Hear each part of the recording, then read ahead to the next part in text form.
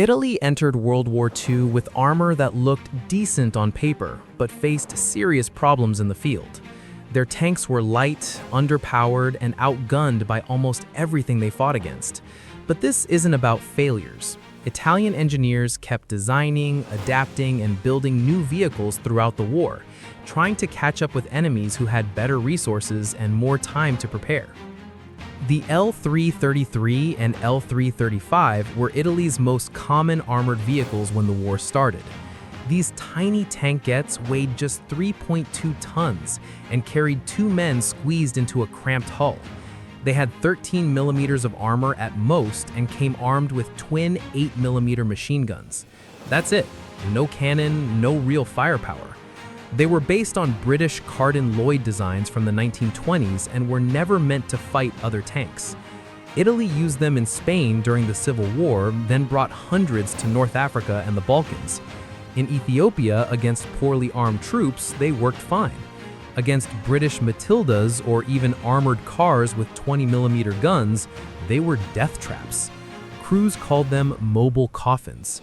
The Germans saw them as useless and refused to use captured ones in combat. Still, Italy built over 2,500 of them because they were cheap and fast to produce. The M1139 was Italy's first real medium tank. It weighed 11 tons and had a 37mm gun. But here's the problem. The gun was mounted in the hull, not a turret. The turret only had twin 8mm machine guns. This design came from old ideas about how tanks should fight, and it was already outdated when the tank entered service in 1939. Only 100 were built. They saw action in North Africa in 1940 and got destroyed quickly by British cruiser tanks that could move and shoot from rotating turrets.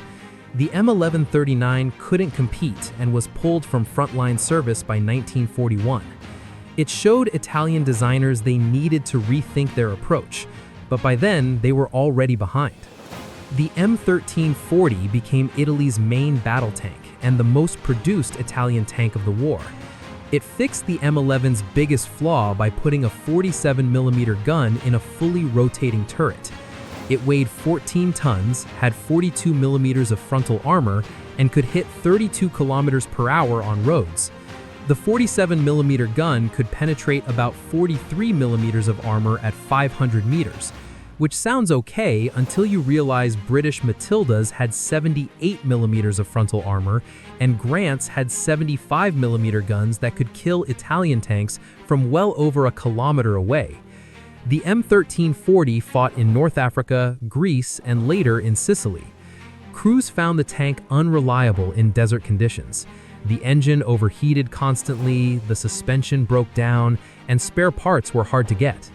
It wasn't a terrible tank for 1940, but it stayed in production too long without major upgrades, and by 1942 it was completely outclassed. The M1441 was just an M1340 with a slightly better engine. The new diesel gave it a bit more speed and better reliability, but it had the same armor and the same gun. Italy built about 700 of them. They fought in the same places the M13 did and had the same results: outgunned, out-armored, and struggling to keep up with Allied advances. Some were used by the Germans after Italy surrendered in 1943, mostly for anti-partisan work in the Balkans. The M1441 showed Italy knew their tanks needed improvement, but couldn't make the big leap needed to match British or American designs. The M1542 was Italy's last attempt to upgrade the M13 series.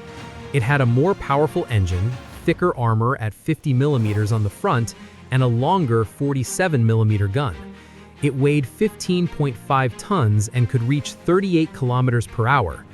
Only about 90 were completed before Italy's surrender.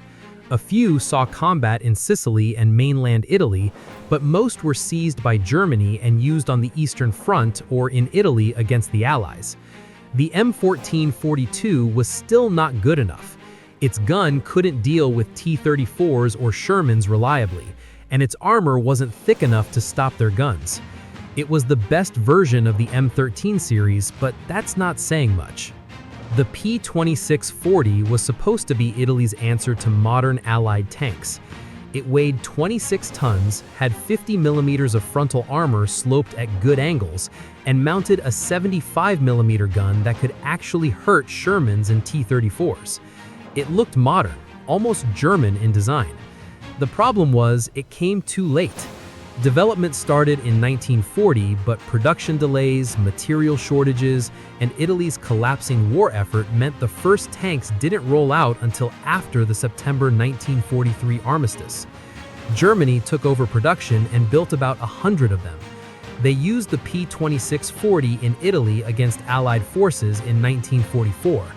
Reports say it performed well when it actually worked, but mechanical issues were common and there were never enough of them to matter. The Semovente da 4732 was a self-propelled gun built on the L640 light tank chassis. It had a 47mm anti-tank gun mounted in a low and closed casement. It weighed just 6.5 tons and was designed to give Italy mobile anti-tank firepower. The armor was thin, only 30mm at best, and the crew of 3 had very little room to work. It could knock out light Allied tanks and armored cars, but struggled against anything heavier. Italy built around 300 of them and used them in North Africa, Sicily, and in Italy. They were better than towing a gun around, but the lack of a turret and weak armor made them vulnerable in fast-moving battles. The Semovente da 7518 became one of Italy's most useful armored vehicles. It mounted a 75mm howitzer on the M1340 chassis and was designed for infantry support, not tank fighting. The short-barreled gun fired heavy explosive shells that were great against fortifications, infantry, and soft targets. It had 50 millimeters of frontal armor and weighed about 13 tons. Italy used them all over North Africa and in Italy after the invasion. The Germans liked them enough to keep using captured ones. They called it the Sturmgeschütz M42 and used it on multiple fronts. It wasn't glamorous, but it did its job well, and crews respected it. The Semovente da 7534 was an upgraded version with a longer 75mm gun capable of anti-tank work. The new gun could penetrate about 70 millimeters of armor at 500 meters, which finally gave Italian crews a weapon that could threaten most Allied tanks. It used the M1542 chassis and had the same armor layout. Only a handful were built before the armistice, and most were taken by Germany. They used them in Italy and reportedly liked the firepower. If Italy had been able to produce these in larger numbers earlier, they might have made a real difference, but it came too late. The Semovente da 9053 was Italy's most powerful tank destroyer. It mounted a 190mm anti-aircraft gun on a widened M1441 chassis. The gun was massive and could penetrate over 120 millimeters of armor at 1,000 meters, making it one of the most lethal anti-tank weapons Italy ever fielded. The problem was the design. The gun sat high in an open-topped fighting compartment with only a shield for protection. The crew was completely exposed to artillery, air attack, and even rifle fire. It weighed 17 tons and only 30 were built. Most were used by Germany after the armistice.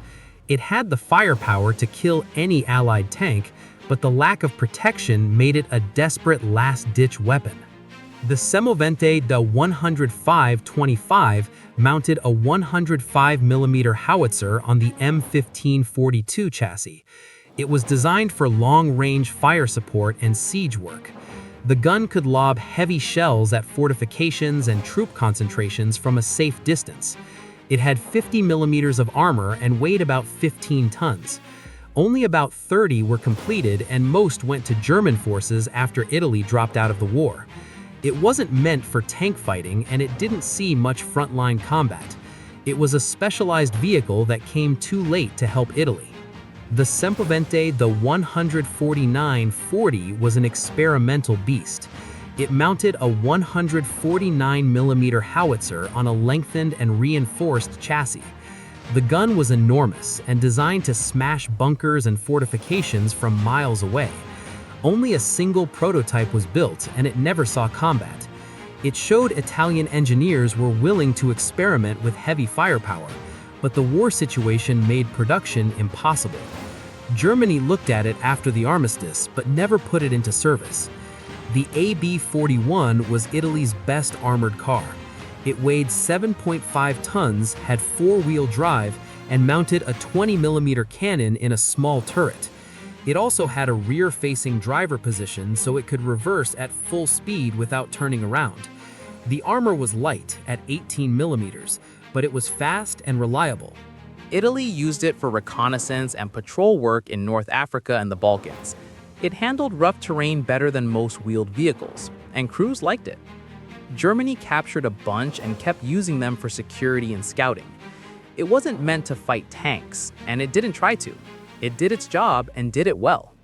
The L-640 light tank was designed to replace the L-3 series.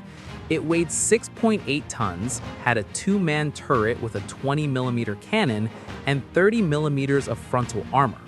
It was better than the L-3 in every way, but it was still a light tank with a weak gun and thin armor. Italy used them for scouting and infantry support in North Africa, Russia, and the Balkans. They weren't meant to fight other tanks, but they sometimes had to, and that usually ended badly. About 300 were built. They were a step forward, but still not enough to compete with Allied light tanks like the Stuart. The Carro Armato Celer Sahariano was a prototype medium tank designed specifically for desert warfare in North Africa. It had a long, low-profile, wide tracks for sand, and a 47mm gun.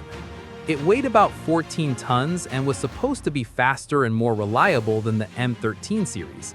Only one prototype was completed before the war in Africa ended. It never saw combat and was abandoned when Italy surrendered. It looked promising on paper, but we'll never know how it would have performed in action. It's another example of Italian efforts coming too late.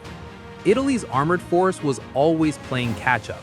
They started the war with outdated designs, kept building tanks that couldn't compete, and only began developing truly capable vehicles when it was too late. Their engineers weren't incompetent, they just didn't have the industrial base, resources, or time to build what they needed. By the time vehicles like the P-2640 and the 7534 appeared, Italy was out of the war, and Germany was using their designs. It's a story of ambition limited by reality.